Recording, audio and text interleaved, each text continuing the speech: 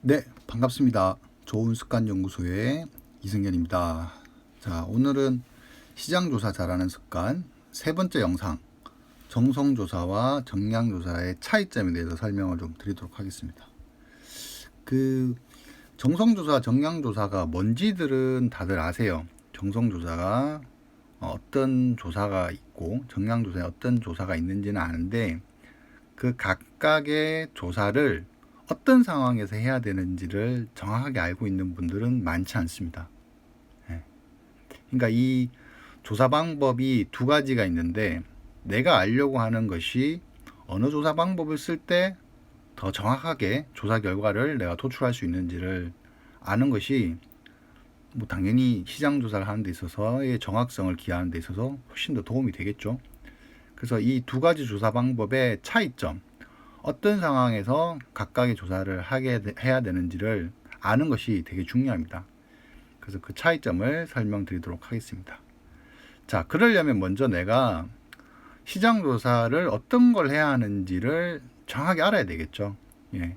시장 조사를 할 때 어떤 결과를 보고해야 하는지, 그러니까 어떤 결과를 내가 알아내야 하는지, 문제가 뭔지, 문제를 해결하는 방법이 아니라 문제가 뭔지, 네, 죄송합니다. 시장 조사에 해야 할 과제가 뭔지, 어떤 결과를 보고해야 되는지를 미리 명확하게 정하는 것이 되게 중요합니다. 그래야지 내가 어떤 시장 조사를 할지를 선택할 수가 있는 거죠. 시장 조사에는 통상 정성 조사와 정량 조사라는 방법이 있습니다. 그 정성 조사는 그런 것 같다 라는 정도에서 결론이 나올 수 있는 조사입니다. 자, 그러니까 뭐 예를 들면 ABCD 디자인 중 이 디자인을 좀 더 선호하는 것 같아요 라는 정도의 어떤 결과가 나올 때는 정성 조사를 사용할 수 있는 거죠. 근데 반면에 한계를 확실히 정해야 되는 경우, ABCD 중 C를 가장 선호하고 우리는 C로 채택을 하겠다 라는 이런 확실한 결론이 필요할 때는 바로 정량 조사를 해야 됩니다. 자, 맛에 대한 조사를 한다고 생각을 해볼게요.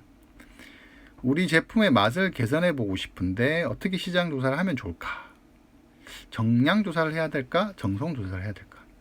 자, 맛을 개선한다고 하면은 기본적으로 다양한 이야기를 들어보고 그 맛에 대해서 소비자들이 어떻게 생각하는지, 그리고 어떤 점을 또 개선하면 좋을지에 대한 이런 얘기들을 소비자들이 하겠죠. 그럼 그런 아이디어를 얻기 위해서는 당연히 뭔가 물어보고 답을 듣고 하는 이런 과정이 좀 필요합니다. 그런 경우에는 정성조사가 좀 더 맞다라는 거죠. 그러니까 이런 거는 어떤 의사결정을 내가 하기 전에 무엇이 문제인지를 파악하는 어떤 조사라고 할 수 있겠죠. 예. 그러니까 자, 맛을 개선하기 위해서 무엇을 해야 할까라고 했을 때 제일 먼저 우리 맛에 어떤 문제점이 있는지를 먼저 파악하는 게 중요하다는 거죠. 자, 그런 조사 방법이 바로 정성조사고, 그걸 탐색적 조사라고 합니다. 근데 이런 탐색적 조사는 많은 사람들에게 묻는 거는 이제 불가능하겠죠. 그걸 되게 뭐 단순화시켜서 물을 수도 없고, 소비자가 이제 어떤 질문을 했을 때 소비자가 답해주는 얘기를 듣고 좀 더 디테일하게 이제 물어보기도 해야 되고, 그런 상황들을 하려면은 많은 분들에게 조사하기 힘들고, 뭐 6명 정도의 어떤 우리가 그룹을 지어서 조사를 하게 됩니다.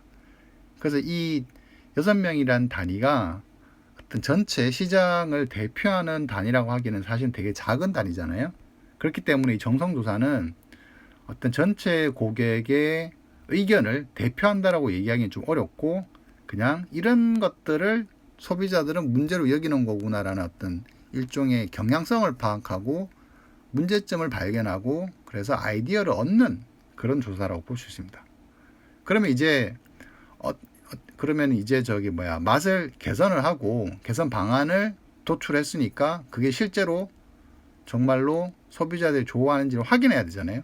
자, 이런 경우에는 바로 정량 조사를 한다는 거죠. 자, 정량 조사는 정성 조사의 결과를 바탕으로 시제품 ABCD를 만든 다음에 통계적인 기법을 사용해서 인원을 설정하고 타깃 고객들에게 평가를 이제 부탁하는 거죠. 자, 그러니까 ABCD 중 정확하게 하나를 골라주세요.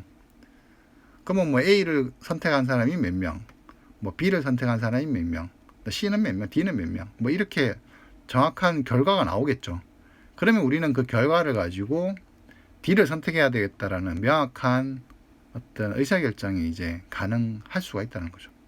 그리고 이 조사 결과는 뭐 6명 정도의 수준이 아니라 뭐 600명 수준의 아주 이제 많은 표본을 대상으로 해서 조사를 한 거기 때문에 우리가 의심할 필요 없는 하나의 조사 결과라고 이제 볼 수가 있습니다. 그만큼 이제 모집단에 대한 대표성을 전체 고객에 대한 어떤 대표성을 가지고 있다고 볼 수 있는 거죠. 그래서 이 정성적 조사, 이 정량적 조사는 정성적 조사의 경우에는 기초적인 원인이나 동기에 대한 질적인 이해를 얻는 조사라고 한다면, 정량적 조사는 자료를 개량화시키고 표본으로부터 모집단의 결과를 일반화시키는 그런 조사라고 볼 수 있습니다. 이 정성조사에는 FGI라는 방법이 대표적으로 우리가 많이 하게 되고요. 정량적 조사에는 설문조사라는 방법을 많이 하게 됩니다. 그러니까 이 정성조사를 하게 되면은 초기 어떤 문제점 발견이라는 거기 때문에 초기 이해의 전개라고 해서 내가 앞으로 어떤 것들을 좀 더 면밀히 기획해야 되고 조사해야 되고 또는 뭐 분석을 해야 되고 이런 것들을 좀 발견할 수 있는 그런 초기 어떤 우리 문제점을 발견하는 조사라고 본다면, 정량적 조사 같은 경우는 행동의 최종 단계 공고. 자, 발견한 문제를 가지고 내가 솔루션을 만들었어요. 자, 이 솔루션을 이제 결정할 것인지 말 것인지에 대한 최종 판단을 할 수 있는 그런 조사라는 거죠. 일종의 이제 행동을 할 수 있는 조사라고 볼 수 있습니다. 자, 그래서 오늘 제가 이제 정성조사, 정량조사에 대한 얘기를 쭉 했는데, 정리를 해보면 내가 조사해서 결과로 도출해야 되는 것이 선택을 위한 것인지 아니면 경량성을 확인하는 것인지, 이 두 가지 기준에 따라 시장조사 방법은 달라질 수 있다. 명확한 선택을 위한 조사라면 정량조사, 그다음에 경향을 확인하는 것이라면 정성조사를 해야 된다.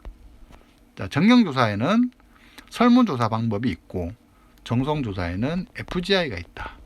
그래서 내가 시장조사를 요청을 받았을 때 무엇을 알고자 하는 것인지를 정확히 하고, 그 다음에 어떤 조사 방법이 유용한지를 내가 딱 알 수 있을 정도의 어떤 좀 익숙함을 가지고 있어야 되겠죠. 네. 그래서 이렇게 조사 방법을 잘 구분해서 조사를 하는 것이 조사 결과의 정확성은 물론이고 시간과 비용도 절약할 수 있게 됩니다. 자, 오늘 얘기는 시장조사 잘하는 습관이라는 책에서 제가 발췌를 했습니다. 네. 시장조사를 절대 감으로 하시면 안 되고요. 그리고 그동안 내가 해왔던 시장조사가 올바른 방법인지 과학적인 방법인지 한 번 더 점검할 수 있는 책입니다. 이 책도 한번 읽어보시길 부탁드리고요. 오늘 시장조사, 정성조사, 정량조사의 차이점 설명드렸습니다. 네, 들어주셔서 감사합니다.